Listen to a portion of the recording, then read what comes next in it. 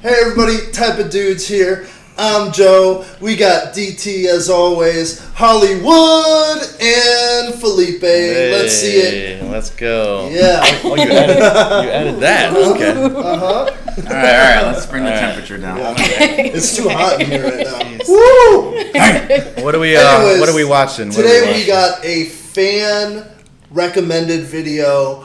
All in the Family, Archie's eulogy for Stretch Cunningham. Mm-hmm. This is 1976 episode 7? No. 19, season 7, episode 19. Oh, okay.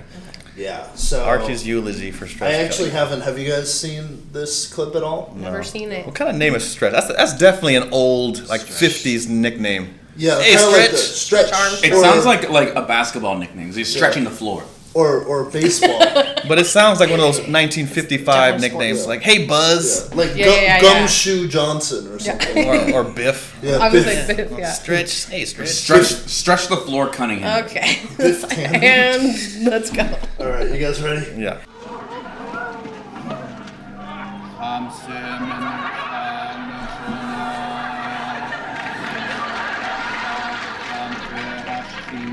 Come on, we made a mistake. This is a funeral for a Jewish guy.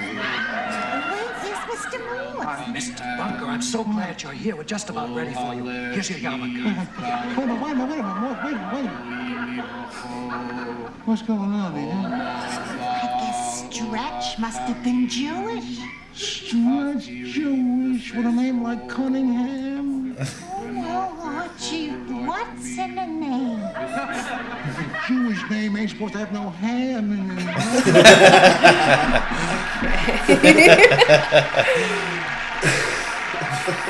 Clever joke. It's pretty good, Archie. Can't believe this. If he was really Jewish, why didn't he tell some of his closest buddies? It wouldn't have made no difference. Maybe he thought it would. Friends, we are here today to say farewell to Jerome Cunningham, beloved son of Chaim Cohenheimer. Get Cunningham. A close friend of Jerome's is here today to say some parting words. Mr. Archie Bunker. Wait a minute, don't forget your beanie. Oh, he looks thrilled.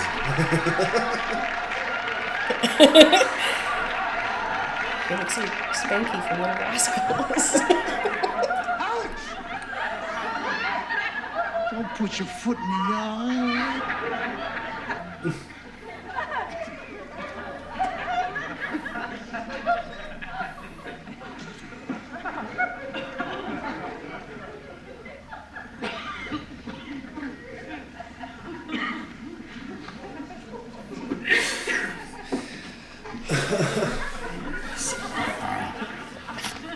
See, I had a speech here to read, but it's got 2 or 3 Jesuses in it here.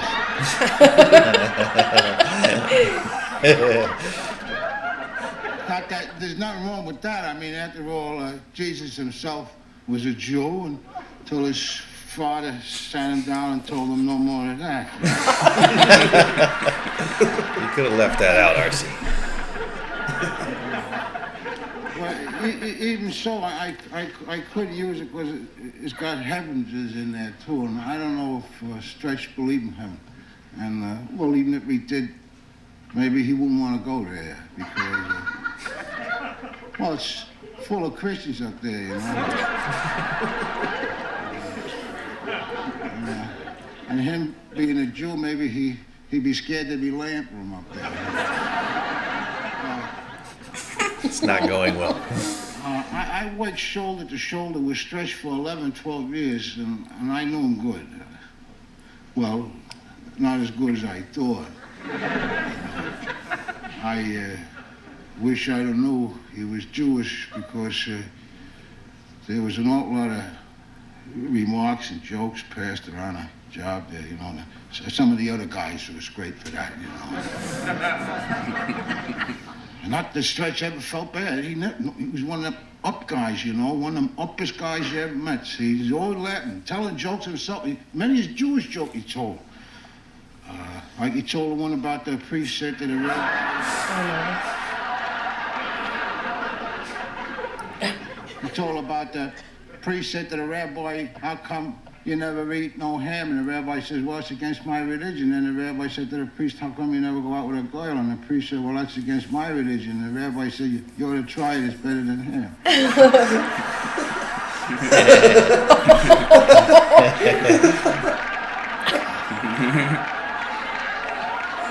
Good one.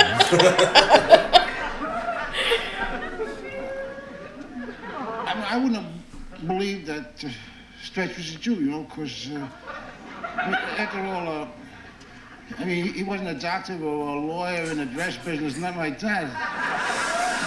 He was just like myself. He was just an ordinary, hard-working stiff. And,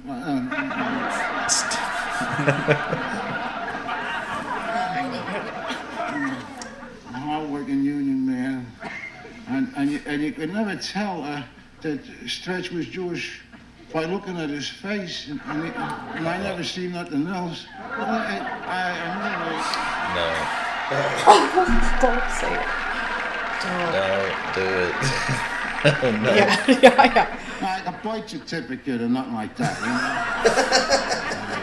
know? Phew. Well, I better wind this up. I heard it said that the blues, you know, having the blues takes years off of your life. And if that's true, then it must be true that laughing puts years on your life. And if that's true, then Stretch put some years on my life. Wow. And you gotta love a guy for doing that. So, Stretch, Jerome, unless you're down at this end here.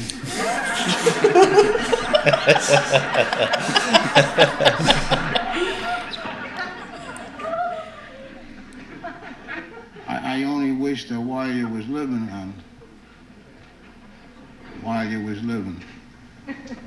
that I made you laugh a little more.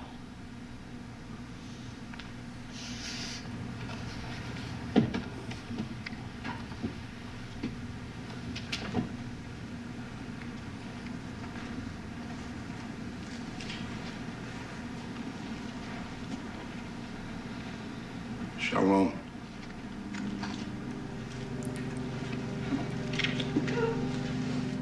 That was very real. Yes, that's why this type of comedy is the hardest comedy to do. Because they're being funny on a serious topic with messages behind. That's almost double the work of a regular comedy writer, because you have to be funny while making a very serious point. Yeah. So I think this is the hardest, kind of like Jon Stewart. You know, he has an intelligent comedy where he's funny, but he's also making a much broader, almost subliminal point. It's like you're writing you're on a completely different level because you're doing several things at once. And so I think the writing, the timing, and the actors, it makes the show very, very good.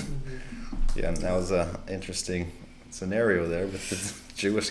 I know, it was interesting at the very beginning how he said that he used to make jokes.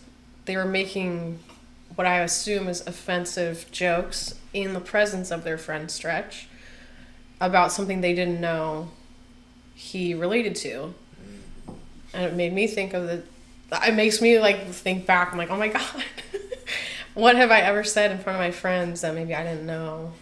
I've definitely said stuff. Like, I've talked shit on things, and then people are like, oh, but I am that, or I like that.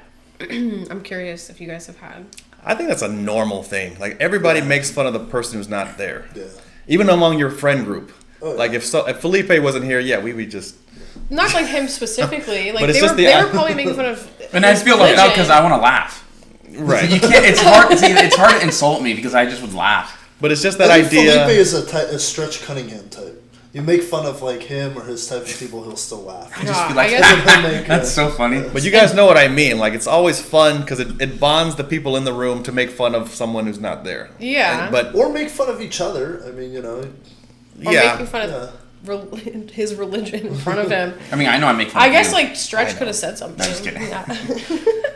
If someone was making fun of something I enjoyed or like a religion I was a part of, I would probably say something. yeah. But would you though? I think the social pressure. He's I think. gonna mansplain it to me.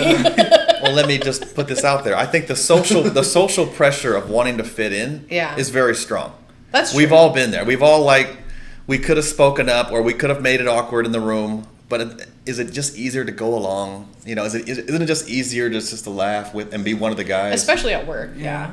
Depends. Yeah. I mean, I only speak from my experience.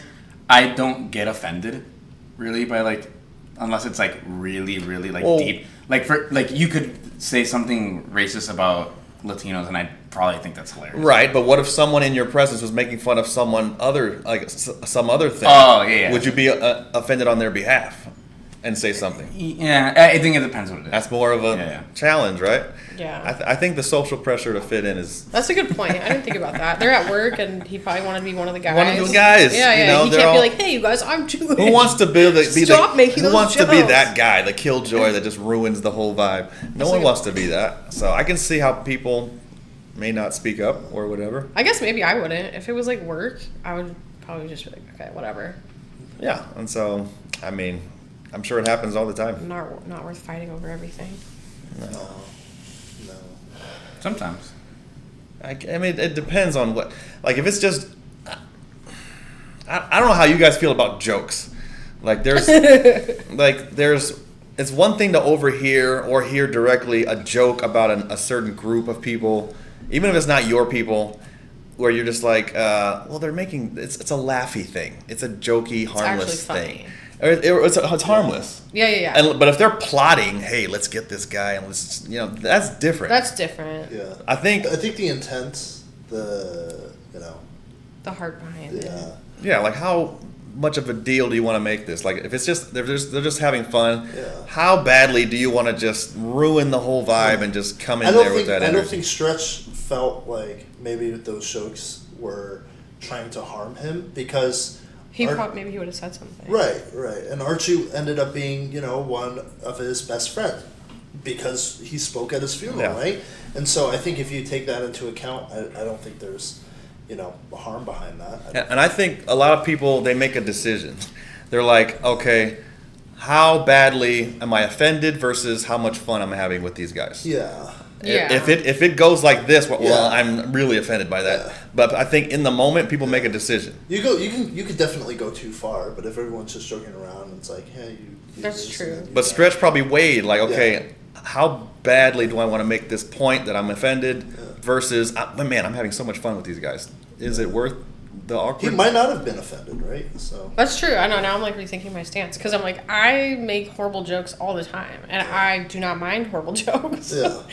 But I guess it is the heart behind it. If someone was saying something mean to be mean and it wasn't to be funny, I would probably be offended and say something. Yeah. But if they're saying something that's funny, making fun of a demographic I'm in, I don't care. It doesn't. It makes me laugh. Do you see how you had to think about it? I had to think about it. See, mansplaining works. No, that was my. That's what we wanted to end up. It's concluding perspective. In this video. Yeah. No, it's the perspective. Mansplaining works. No, it doesn't work. I wasn't mansplaining. I actually thought about it. Yeah. So you're offended. Now I'm offended. Oh, you're offended. Yes. Full circle. Dang. Society in a nutshell. But I thought that I would bring up a point that would make you consider a different. That's a good. Yeah, it really made me think about that for a second. Because my instinct was to be don't say hurtful things about your friend. And I think we all believe that we are morally, and we would stand up for the little guy. I think we all believe, but then when you get into these real scenarios, it's complicated. It's not as simple. That was my experience when I lived in San Francisco. I hung out with a lot of different type of demographics, and there was one group of guys that I played football with, and there was one white guy, very, very white guy. He had a black wife. He was from East Oakland. Nice. He hung out, and then they would call him cracker, all of that stuff, make fun of him, and then he would say the N-word back. Oh, you N-words, all that stuff. And then can't do that. they were fine with it. They laughed. They were like, haha, okay. Wow. Yeah, because they knew him since he was young. They grew up together, right? And he was from the same areas that they were. And they didn't take offense to that. He didn't take offense to that. He was a short white guy, and they made fun of him all the time for that. And, he gave it right back. And see, that's why I say we all we all believe that we have these principles and morals generally. Yeah. But in real life situations with real, it's complicated. Like those I guess they were black guys. yes. They gave gave the Fair white question. guy a pass, Yeah. a get out of jail free card, if you will, because of the relationship that had been Yeah. built. Yeah. Where if you didn't have that context and you heard it third party, you'd be Yeah. like, oh my, you clutch your pearls. Yeah. And so we all think that we are so righteous and we can, but life is complicated, and in real life scenarios, it's so that's why I don't get offended that often, and I always try to connect, I try to relate to what the scenario and context is. Yeah. I try to anyway. That's a good point. But anyway, good show.